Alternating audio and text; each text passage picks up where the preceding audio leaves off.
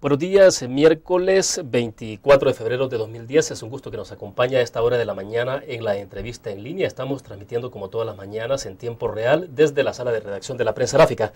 Le invito a que sea parte de esta entrevista y nos envíe sus comentarios o sus preguntas a través del chat o el correo electrónico william.melendez@laprensa.com.sb. Le reitero que tiene ahí dos formas de participación. Como ustedes saben, El Salvador restableció relaciones diplomáticas con la isla caribeña de Cuba luego de la interrupción de esos lazos hace 48 años, tras el triunfo de la revolución en ese país.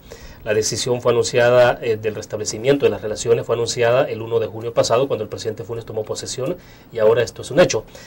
Para hablar sobre esos vínculos y otros temas, nos acompaña esta mañana en nuestros estudios Pedro Pablo Prada Quintero. Él es el primer embajador designado en nuestro país por la isla tras esos 48 años de relaciones formales interrumpidas. Embajador, es un gusto que nos acompañe. Buenos días. Buenos días, William. ¿Cómo estás? Muy bien, embajador. Gracias por tenerlo con nosotros. Un saludo a tu audiencia. Gracias. Bueno, ha sido mucho tiempo de desconexión formal de esas relaciones, embajador. Cuba, sin embargo, no ha estado ausente en este país, en los vínculos no formales, especialmente con el FMLN. Bueno, y esto era mucho así durante la Guerra Fría, durante el pasado conflicto armado. Pero bueno, díganos entonces cómo... Mira, en realidad yo no lo circunscribiría únicamente al FMLN. Cuba mantuvo amplios y profundos vínculos con los más diversos sectores de la sociedad salvadoreña, con diversos partidos políticos de todo el espectro. Y bueno, en determinado momento, cuando surge el FMLN, esas relaciones se consolidan con el FMLN también. Pero por fortuna, el espectro, la cobertura de las relaciones es mucho más amplia, recorre todos los ámbitos de la vida política, la vida económica, social, cultural, de manera que hay un tejido social extraordinario sobre el cual estamos edificando los nuevos lazos oficiales. Pero bueno, evidentemente esa relación se ha mantenido por muchos años, por décadas, con el FMLN fundamentalmente. Sobre todo se remite al pasado conflicto armado. Al menos en los últimos 30 años. Es decir, el FMLN va a cumplir en octubre próximo 30 años, sería a partir del nacimiento del FMLN, pero te insisto, o sea, esta relación viene de antes, viene incluso desde antes de la Revolución Cubana. Viene desde el siglo XIX. A mí me gusta exaltar que con relación a otros países, la raíz de la relación salvadoreño-cubana es muy rica, es muy honda y se nutre de diversas fuentes. Los cubanos nunca podremos olvidar que fueron patriotas salvadoreños quienes sirvieron de escolta al general Antonio Maceo durante la preparación de la guerra de independencia en Cuba, cuando el general Maceo estaba exiliado en tierras centroamericanas. Nunca se nos puede olvidar que campesinos salvadoreños dieron cobija, alimento al Che en su paso por Centroamérica, cuando todavía el Che no era nadie en la historia de la Revolución Cubana, pero los campesinos salvadoreños lo acogieron. No podemos olvidar tampoco que durante la lucha de liberación nacional contra la dictadura de Fulgencio Batista, el pueblo salvadoreño, las instituciones salvadoreñas dieron seguimiento a esa lucha, dieron apoyo, dieron refugio a los perseguidos políticos cubanos. Es decir, hay mucha historia común. Ahora, embajador, a estas alturas, bueno, sobre todo especialmente en las relaciones que habían, o en esos vínculos, digamos, ha sido exclusivo, digamos, con la izquierda, con el FMLN, para ser más concreto. Pero en el caso con la derecha, bueno, lo que se tenía, los gobiernos que han estado en este país ha sido de derecha por largos años, hasta hoy que llega el FMLN, a partir de marzo del año pasado. Pero el punto es, ¿qué tanto se han logrado superar, digamos, las diferencias, las animadversiones, todo lo que se generó durante el pasado conflicto armado, cuando se atribuía a Cuba, digamos, la proporción, el apoyo logístico para el FMLN? Mire, los distintos partidos políticos conocen bien la historia de las relaciones bilaterales y por fortuna Cuba siempre mantuvo contactos con todos los partidos políticos, incluso con aquellos que representaban, con figuras de aquellos que representaban a los sectores digamos, de la derecha más doctrinaria. Por tanto, Cuba nunca se limitó en sus relaciones con El Salvador y nunca limitó sus relaciones políticas con a que éstas fueran exclusivas con el FMLN, sino que, le insisto, o sea, hay suficientes evidencias, los líderes de los partidos políticos lo conocen, de contactos, lazos, visitas, intercambios entre figuras políticas de otros partidos que no son el FMLN y Cuba, concretamente con el Partido Comunista de Cuba. Muchos alcaldes de distintos partidos políticos han estado en Cuba, han viajado a conocer la realidad cubana. Hay figuras de distintos partidos políticos con los cuales se han sostenido intercambios en distintos momentos. De manera que, le insisto, Cuba nunca ha sido excluyente.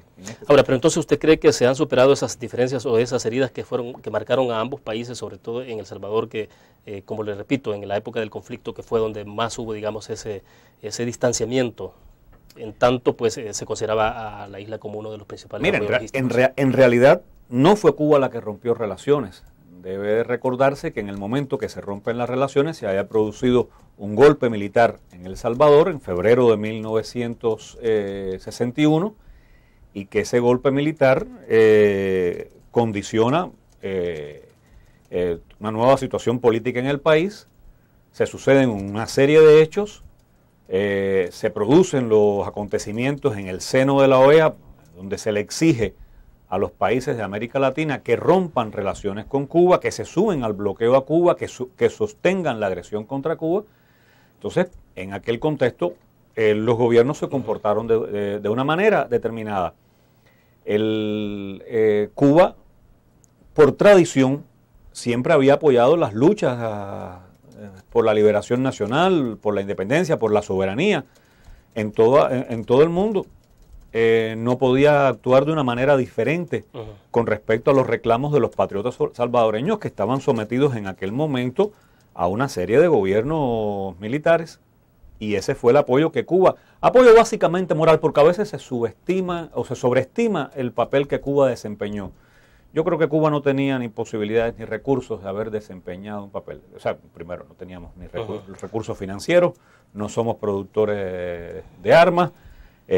Sin embargo, hubo otros actores que aportaban $1 millón diarios en aquella guerra, al sostenimiento de aquella guerra, que aportaron armas, medios de guerra. Entonces, no creo que Cuba haya sido un factor. A veces se sobrevalúan los hechos y... Bueno, debo hacer en este momento una pequeña pausa. Cuando regresemos me interesa que hablemos un poco entonces, en el caso de las relaciones ya formales que se tienen. Usted dice, bueno, eso tiene décadas atrás de relaciones con otros sectores, pero entonces quiero que hablemos más adelante también de las relaciones comerciales, que implica el restablecimiento de relaciones diplomáticas en el marco de las relaciones comerciales. Ya volvemos.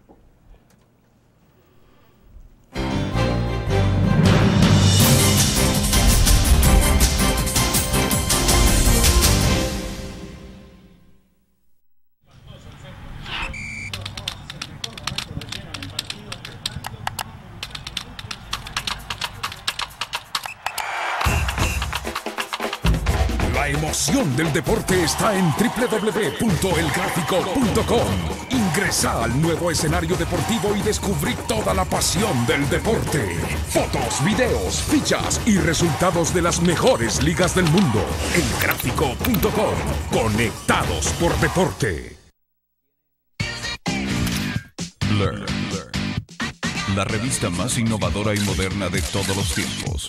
Única en su estilo, creativa, un espacio exclusivo y reservado de entretenimiento y diversión, llevada al máximo. Blur. Time Out, Movie, lo mejor de la cartelera. Art. Shopping, la guía de la moda. Go, viajes cortos fuera de la ciudad. Blur.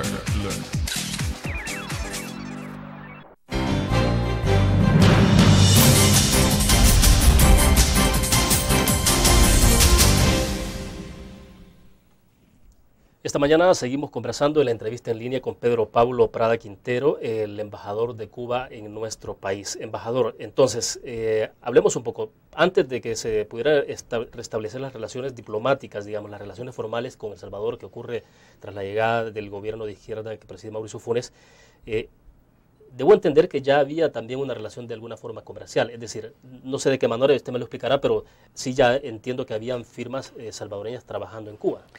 Sí, hasta donde creo recordar, la participación de empresas salvadoreñas en comercio con Cuba comienza a darse a partir de la firma de los acuerdos de paz. En aquella nueva circunstancia política e histórica, un grupo de empresarios pioneros, que por ser pioneros merecen el mayor respeto y reconocimiento, abrieron el camino de los contactos comerciales, de negocios entre Cuba y El Salvador. Ese camino se ha ido ensanchando, cubre distintas áreas, tiene que ver mucho con las posibilidades de ambos países en la coyuntura actual, y en los últimos años ambos países hemos estado enfrentando grandes dificultades económicas, y en el caso de Cuba, en adición, sometidos a un recrudecido bloqueo económico, comercial y financiero de los Estados Unidos de América, que ha hecho mucho más difícil las posibilidades de Cuba de moverse en el ámbito económico internacional. Sin embargo, los empresarios salvadoreños han sido audaces, han sido creativos, buscando alternativas, han sido pacientes, y han tenido una profunda comprensión de las limitaciones a que nos vemos sometidos los cubanos, pero a su vez tienen una gran visión de futuro con respecto a las extraordinarias posibilidades de hacer negocios con Cuba. Ahora díganos entonces, audaces y pacientes, ¿en qué sentido? En términos de poder superar las barreras o los bloqueos que impone el bloqueo comercial de Estados Unidos hacia la isla. Sí, también. Calcule usted que, por ejemplo, tomemos un elemento, la moneda nacional de El Salvador es el dólar de Estados Unidos. Las operaciones comerciales internacionales se cotizan y se realizan básicamente en dólares. Para Cuba está prohibido hacer transacciones en dólares. Cuba se ve obligada a recorrer caminos muy complejos y muy diversos con el fin de garantizar su comercio internacional, sus relaciones comerciales normales con el resto del mundo. Con frecuencia las cuentas bancarias, los activos financieros son secuestrados. Y los empresarios que realizan negocios con Cuba son sometidos a presiones, a persecución incluso. Entonces los salvadoreños han sido muy audaces, muy valientes y muy capaces en el sentido de hallar alternativas que respondan a sus intereses empresariales y a los intereses del país. Pero entonces estos empresarios se han expuesto a la posibilidad también de recibir sanciones de parte de Estados Unidos. Mire, yo no soy yo quien deba decirlo, pero como práctica, lo que he visto es que mucha capacidad, mucha audacia, mucho valor, paciencia y comprensión para enfrentar la situación y alcanzar los objetivos que ellos se proponen como empresarios. Y fundamentalmente, ¿en qué áreas vemos a empresarios salvadoreños trabajando en Cuba? Mire, el espectro de las relaciones comerciales puede ser muy amplio. Yo pienso que entre Cuba y El Salvador podríamos tener relaciones en el ámbito, primero, del intercambio de productos, bienes y servicios. Entre ellos, en el ámbito de los medicamentos, pudiéramos hacer muchas cosas de ambos lados, tanto las empresas cubanas productoras de medicamentos como las empresas salvadoreñas productoras de medicamentos. Tecnología médica, Cuba es un gran productor de tecnología médica. Turismo, transporte aéreo. O sea, TACA, siendo una aerolínea regional con un importante capital salvadoreño, no tiene en este momento un vuelo directo Habana, San Salvador, Habana. Y estoy convencido que en el futuro lo tendrá, como lo tienen el resto de sus pares centroamericanas y latinoamericanas. Perfecto, vamos a otra pequeña pausa, embajador. En algunas oportunidades le hemos visto a usted, participando en algunas actividades del FMLN. Quisiera aclaramos un poco de eso, volviendo un poco al tema político. ¿Cómo no? Vamos a la pausa, regresamos.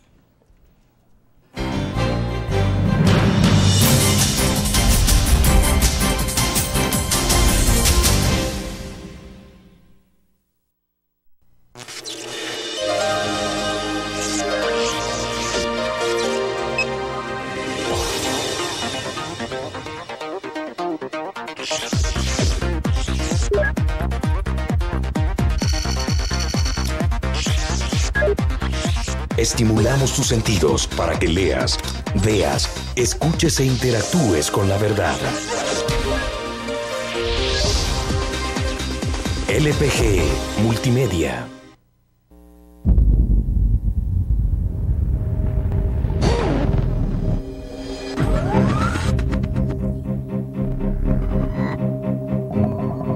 El inicio de una estrategia financiera desde los negocios y la actividad económica hacia toda Centroamérica. El Economista Regional, una revista especializada donde encuentras el panorama empresarial y los principales movimientos financieros. El Economista, el modelo regional de información económica.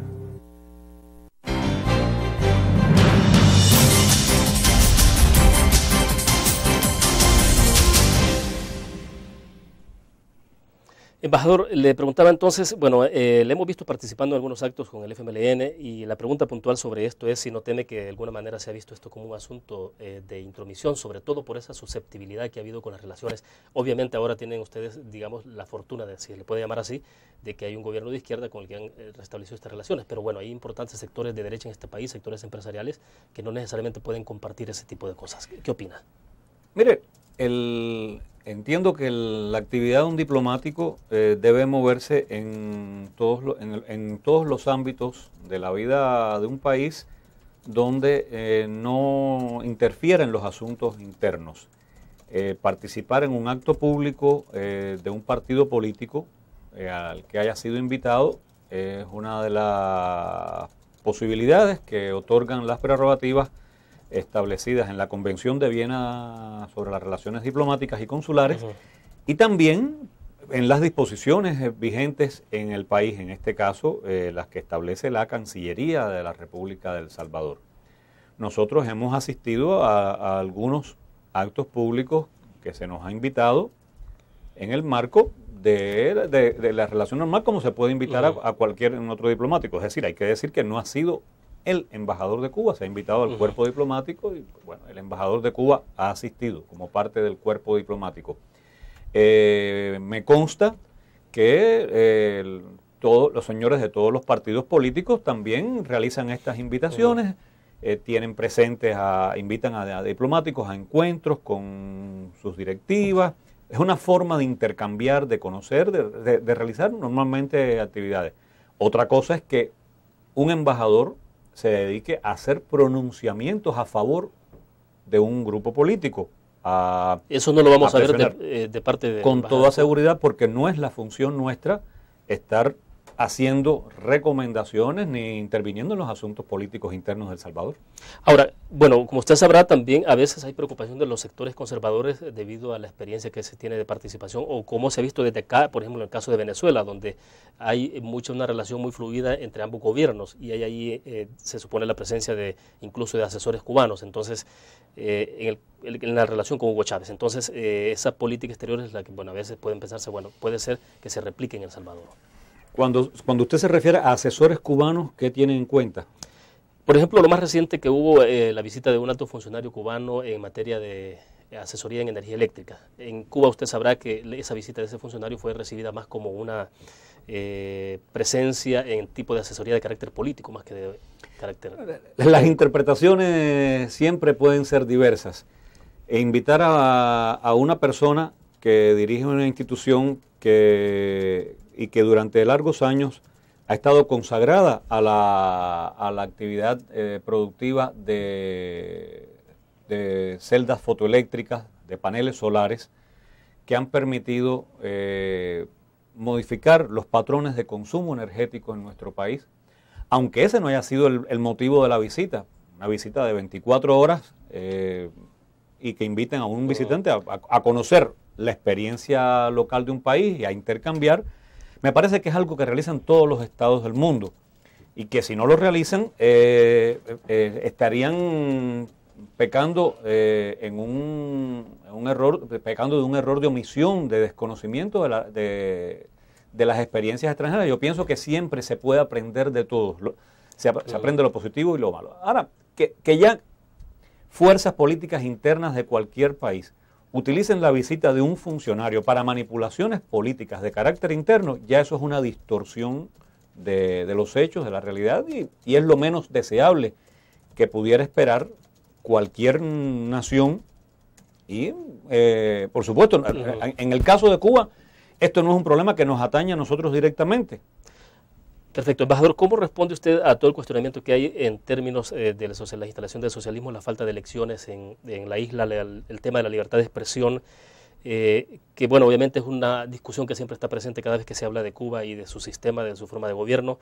Siempre se recuerda, por ejemplo, el caso de Joanny Sánchez, la bloguera cubana, quien está escribiendo ahí, pero con muchas restricciones también, y se pone como un ejemplo de la falta de libertad de expresión en ese país.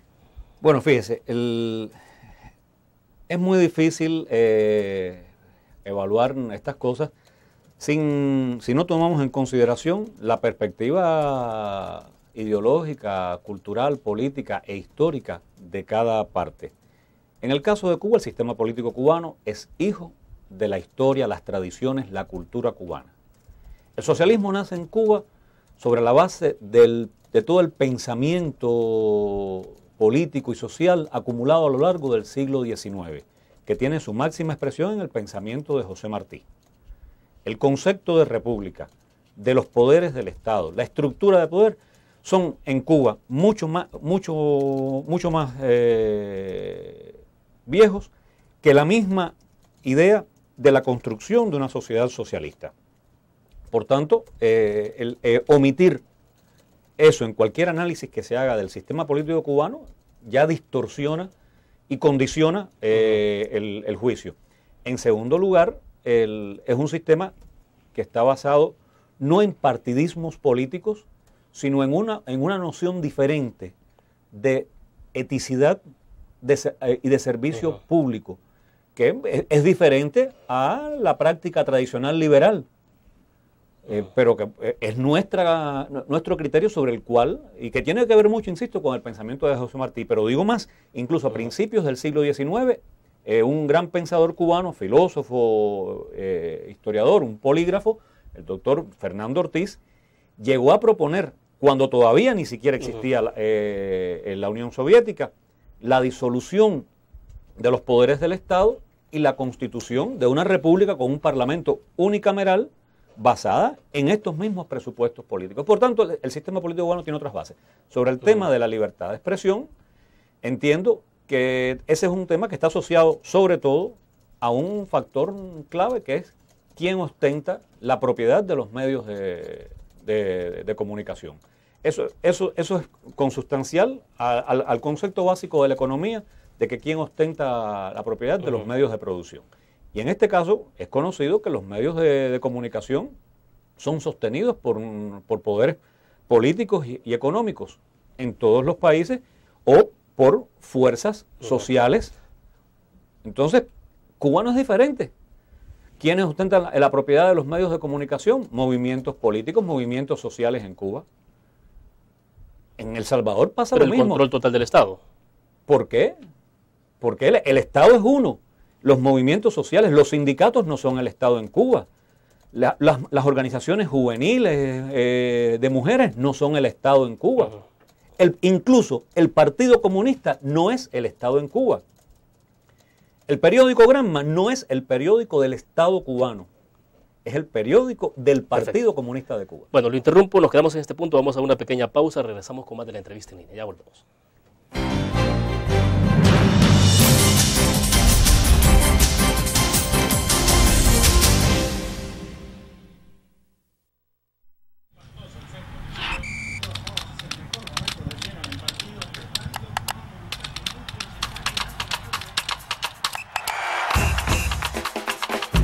La emoción del deporte está en www.elgráfico.com. Ingresa al nuevo escenario deportivo y descubrí toda la pasión del deporte.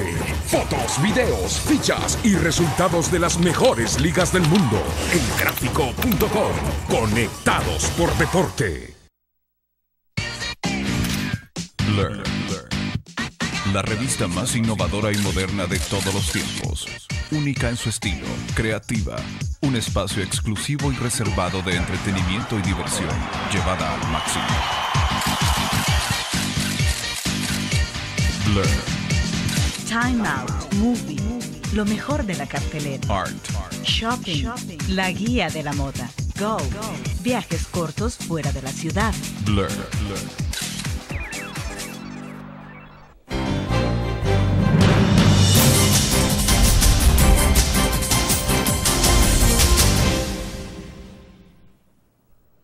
Bueno, embajador, ya hay interrogantes de los cibernautas que nos están escribiendo a través del correo electrónico o el chat y quiero obviamente en este momento, en unos minutos, dar lectura a esas preguntas o comentarios. Pero antes de eso yo quisiera que me precisara usted sobre dos situaciones concretas. La muerte reciente de Orlando Zapata, que un disidente que murió en huelga de hambre en Cuba, que ha provocado la reacción de la Unión Europea, y fuera de cámara le preguntaba, porque la Unión Europea está pidiendo ahora la apertura de las cárceles para los detenidos políticos. Quiero que me responda sobre eso. Y la otra pregunta tiene que ver con el caso de la juventud, porque de repente uno piensa que lo que hay en Cuba es una deuda muy alta de la revolución con los jóvenes. Y le pregunto esto porque, planteo esto porque el reconocido cantautor y creador de la Nueva Trova cubana, Silvio Rodríguez, pidió reflexionar y analizar por qué muchos jóvenes cubanos tienen como única aspiración emigrar. Y dice Silvio que un país sin jóvenes está destinado a ser una sombra, un fantasma. Y agrega que, creo, dice él, que debemos reflexionar y que debemos escuchar a los jóvenes. Bueno, son dos preguntas puntuales. El caso de Orlando Zapata, que murió en la huelga de hambre, y quisiera que me respondiera sobre eso.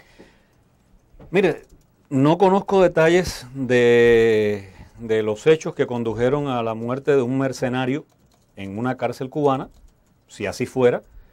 Entiendo que la Unión Europea no tiene la más mínima moral, prestigio para preocuparse por cuestiones, primero, que no le conciernen, que son del ámbito interno de la política cubana o de la vida cubana.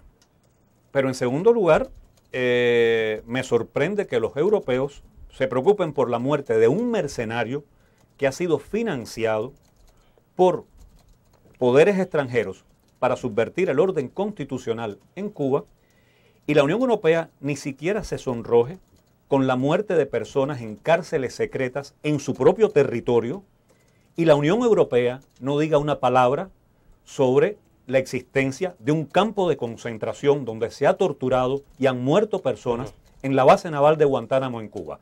Pero digo más, la Unión Europea tiene muy poca moral para preguntar de esas cosas cuando en las cárceles de Estados Unidos constantemente mueren personas, se violan personas, se asesina personas por diversos motivos y la Unión Europea no se sonroja. Entonces, ¿qué clase de ética? ¿Qué clase de principios, qué clase de cultura nos vende la Unión Europea?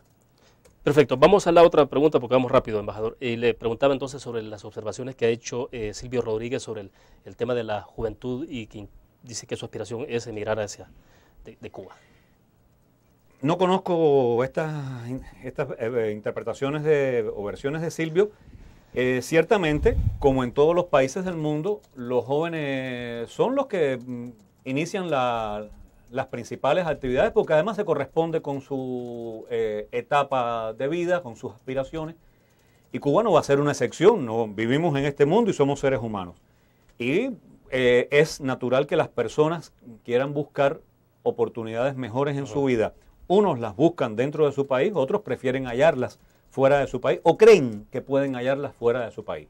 De todos modos, cuando Silvio se refiere con seguridad a estos hechos, tiene que ver con comparaciones con respecto a la propia realidad cubana, que si las colocamos en el contexto regional, bueno, si de Cuba, que es un país con 12 millones casi de habitantes, emigran cada año, un promedio, unas 20.000, 25.000 personas, supongamos que están en esa cifra, considerando las cifras admisibles en Estados Unidos y otras pocas cantidades que se dirijan a otros países. Y si un % determinado de esa cantidad de migrantes son jóvenes, pongamos en el supuesto de que sea incluso más de la mitad. Pongámoslo en el caso de que sea la totalidad de esos supuestos 25.000 emigrantes. Si en un año emigran de Cuba 25.000 jóvenes, esa cifra, comparativamente, es irrisoria con las personas que emigran de las sociedades latinoamericanas todos los años, que migran de México, de Centroamérica, de Suramérica, de otros países del Caribe. Embajador, pero ¿no es acaso una deuda que tiene la revolución entonces, o el modelo mismo no está en juego cuando los jóvenes, Óigame, o cuando Silvia pone en el tapete la discusión ese tema? Pero por supuesto, la batalla histórica de la revolución cubana ha sido siempre superarse a sí misma, proveerle mejores condiciones de vida al pueblo cubano. Hemos avanzado en muchas cosas. Por algo el país tiene el nivel 51 de índice de desarrollo humano de las Naciones Unidas dentro del grupo de países de alto desarrollo humano. ¿Qué pasa entonces con los jóvenes? Pasa que las expectativas, primero la velocidad de las transformaciones en Cuba no va a la medida de nuestros deseos. Entre otras razones, porque el país heredó una situación económica adversa, porque el país ha estado sometido a un férreo bloqueo económico, comercial y financiero todos estos años, dedicado, como dicen los propios documentos del gobierno de Estados Unidos, a generar hambre, enfermedades y desesperación para que los cubanos se subleven y derroquen al gobierno que se dieron. Entonces, se da cuenta que a nadie le gusta una situación de guerra, a nadie le gusta una situación de crisis. Que levante la mano el que se sienta feliz viviendo en un país acosado. A nosotros no nos gusta. No quisiéramos vivir en las condiciones actuales. Bueno, perfecto. Embajador, ahora sí le leo entonces los comentarios o preguntas de los cibernautas. Josefina Guevara dice de Huachapán, ¿cómo poder estudiar en Cuba? Son preguntas muy puntuales. William Escobar de San Salvador, gracias Cuba por la ayuda que ofrece El Salvador, pero es necesario que sepan que deben salir del régimen en el que se encuentran. Bendiciones. Leticia Zúñiga, La Libertad, ¿qué es el FMLN para Cuba? Patricio Enríquez dice, de Venezuela, dice, espera que El Salvador ingrese y se convierta en miembro de ALBA. Carla Espínola de La Paz, ¿qué tipo de ciencias y tecnología puede Cuba compartir con El Salvador? Julio Flores de San Juan Opico. Señor Pedro Pablo, embajador, dice, es un placer para nuestro país tenerlo como embajador. Lo felicito y sigamos adelante. Muy buenos días. Katia Carranza dice de San Salvador. Bueno, dice que hay una empresa, yo trato de no mencionar empresas de comunicación por cuestión de ética, pero dice que hay una empresa que ha querido hacer reportajes para analizar de forma integral la forma de vida en Cuba, pero eso se nos ha negado. ¿Cuál es su respuesta? Bueno, hay varias inquietudes ahí, embajador, me gustaría que reflexionara sobre ellas. Bueno, ante todo, darle las gracias a todos los televidentes o cibervidentes. Cibernautas, decimos nosotros. Cibernautas también, exacto, en este caso, por su participación, por sus preguntas y por sus saludos. Con respecto al tema de los estudios en Cuba, bueno, todos los años se libra una convocatoria y sobre la base de las posibilidades que el país puede ofertar, y esa convocatoria pues es una selección en base al rendimiento académico de los aspirantes. Pero sobre todo, los cubanos siempre tomamos en consideración a la hora del otorgamiento de las becas la opción de favorecer a aquellas personas que provienen de familias más humildes, de las zonas más atrasadas del país, en el entendido que donde hay más recursos, pues bueno, la necesidad de una beca es menos necesaria. Por tanto, favorecemos a las personas de menos recursos. ¿Esas becas pueden continuar a pesar de la situación económica de la isla o la posibilidad incluso inminente de que pueda entrar en una segunda fase de situación de emergencia, embajador? Mire, no se han detenido. De hecho, estamos trabajando ya este año para el otorgamiento de un grupo de becas para aspirantes a estudiar medicina en Cuba. Es un grupo reducido, pero significa un esfuerzo que entendemos el pueblo salvadoreño merece. Con respecto al señor que nos da sus bendiciones y que nos pide que salgamos del régimen, bueno, le agradezco las bendiciones y lamento que su visión con respecto a Cuba esté condicionada a que los cubanos tengamos que renunciar al sistema político, económico y social que libremente escogimos. Nosotros no le pedimos a los salvadoreños que renuncien al sistema político, económico y social que escogieron. Eso es una decisión soberana de los salvadoreños y la respetamos. Esperamos que igualmente se respete la decisión soberana de los cubanos. Con respecto al ALBA, es algo que compete única y exclusivamente a El Salvador, al gobierno y al pueblo salvadoreño. Nosotros no podemos opinar sobre ese tema. Podemos tener cualquier consideración. Tenemos nuestra visión del ALBA. Entendemos que es la opción que ha demostrado en más corto tiempo mayores posibilidades para integrar la cooperación, la solidaridad entre los países de la región, pero esa es nuestra visión y nosotros tenemos que respetar lo que decidan los salvadoreños. En materia de ciencia y técnica, por supuesto, hay muchas cosas que podemos compartir. Cuba, y lo conocen distintos sectores de la sociedad salvadoreña, no tiene reparos ni obstáculos en compartir conocimientos, experiencias y todos aquellos desarrollos que en el ámbito científico y técnico ha acumulado a lo largo de los últimos 50 años con sus hermanos de la región. El Salvador no ha sido ni será nunca un paria en este sentido, y de hecho en el ámbito de la medicina, en el ámbito de la prevención de desastres y en muchos otros temas estamos trabajando juntos. Con respecto al tema de la empresa de comunicaciones referida, pues no conozco esa empresa. Agradecería que sus interesados se dirigieran a nosotros para saber de qué se preocupan. Bueno, perfecto. Vamos a hacer una pausa en este momento. Regresamos con el último bloque de la entrevista, embajador, y todavía hay algunas inquietudes de los cibernautas. Ya volvemos. Gracias.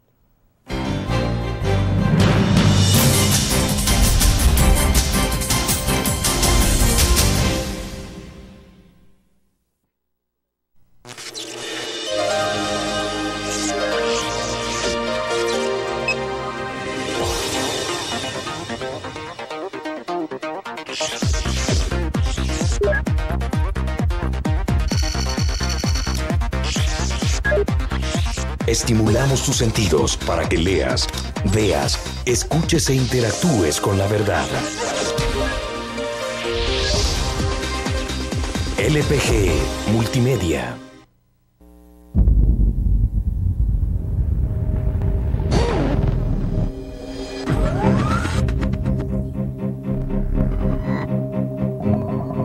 El inicio de una estrategia financiera desde los negocios y la actividad económica hacia toda Centroamérica.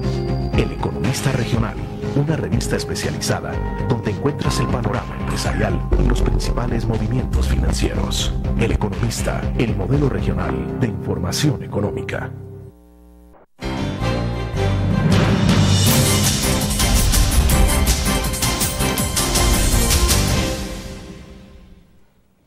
Embajador, nos está preguntando Carmen de Mijango de Usulután. Dice, ¿qué pide Cuba a Estados Unidos para que termine con el embargo a la isla?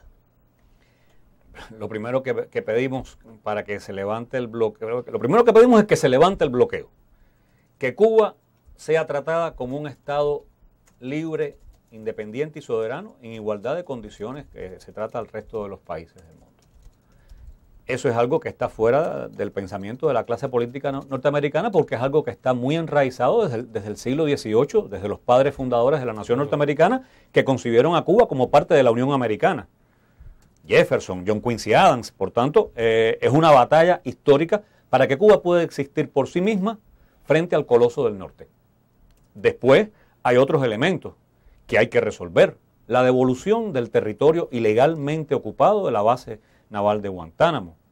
Hay que resolver la liberación de 5 cubanos, luchadores antiterroristas, detenidos injustamente y juzgados injustamente y sancionados injustamente en cárceles norteamericanas por luchar contra el terrorismo, por impedir que cubanos y estadounidenses fueran víctimas de las acciones de grupos terroristas asentados en el sur de los Estados Unidos.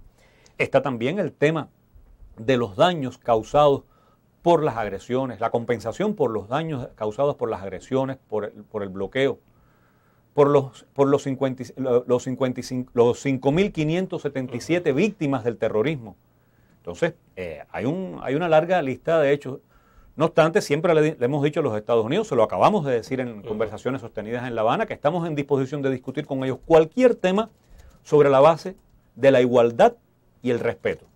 Le hemos ofrecido cooperar en la lucha contra el terrorismo. Le hemos ofrecido cooperar en la lucha contra el narcotráfico.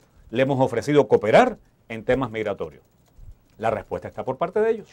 Bueno, otro televidente nos está preguntando, que le traslademos la inquietud a usted de cuál es el procedimiento que se debe seguir para obtener una visa cubana. Bien, en dependencia de la visa, porque hay distintos tipos de visas, visas oficiales, visas turísticas, visas comerciales, visas como periodista.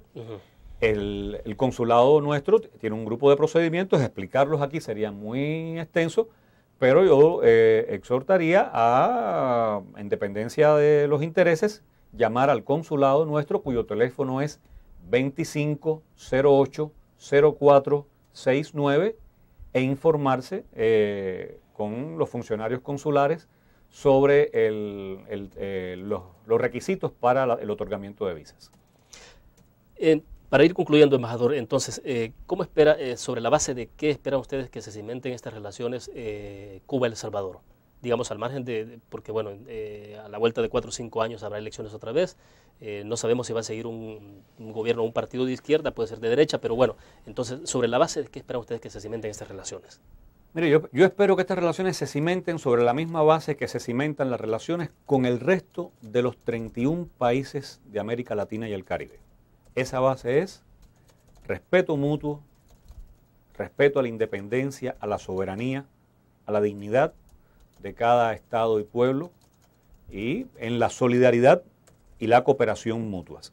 Sobre esa base están sostenidas las relaciones con el resto de América Latina y el Caribe, con gobiernos de derecha y de izquierda. Por tanto, yo no creo ni veo diferente a la relación oficial que se ha restablecido con El Salvador. Solo cierro con una pregunta que nos manda don Salvador Calleja. Dice, ¿qué políticas o proyectos de relaciones binacionales y bilaterales están contempladas entre El Salvador y Cuba durante la administración Funes? Bueno, hablar en términos de administración Funes es algo que compete a los salvadoreños, claro. a los salvadoreños. Yo puedo hablar en cuanto a Cuba, y los proyectos de Cuba tienen que ver con el fortalecimiento de los lazos políticos a todos los niveles, tienen que ver con la ampliación y fortalecimiento de los lazos comerciales, con la ampliación y el fortalecimiento de la cooperación y con la ampliación y el fortalecimiento de los intercambios culturales. De manera que en ese ámbito es que Cuba piensa moverse. Bueno, se nos agotó el tiempo, embajador. Le agradezco que haya compartido con nosotros. Muchísimas gracias. Muy amable. Ha sido un placer. Saludos. Gracias a usted. Terminamos de esta forma la entrevista en línea. Le invito a que mañana nos acompañe. Estará con nosotros en nuestros estudios Hugo Martínez, el canciller de la República de nuestro país. Precisamente estaremos hablando sobre dos temas: la reciente reunión que hubo en Cancún y también en torno a la visita que hará el presidente de Brasil, Ignacio Lula da Silva, a El Salvador. Buenos días.